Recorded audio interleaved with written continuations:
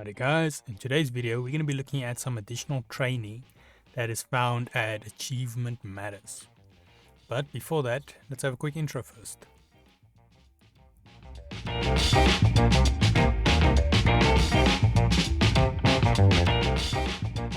So today's video can be found on softwaretraining.co.za. We make short and easy to watch problem solving videos, and we also have daily updates. Otherwise, we go back to the tutorial, yeah? So this option will be found under YouTube. So if you navigate to YouTube, not YouTube. Sorry, I've got a new theme going here. And then you go to type in Achievement Matters.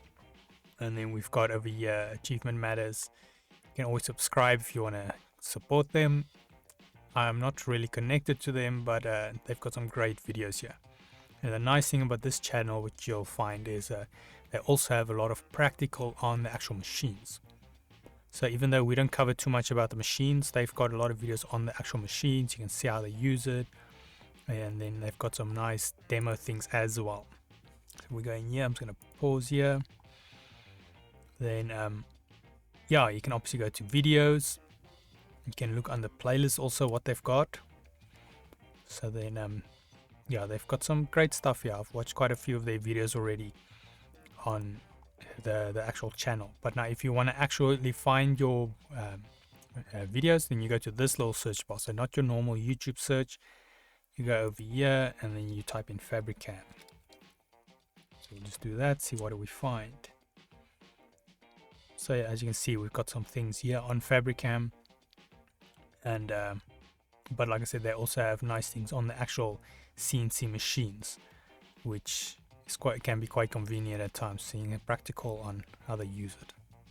But yeah, otherwise that is it on Achievement Matters. So just quick recap, you can go to YouTube, search for Achievement Matters, and then search inside their site for FabriCAM.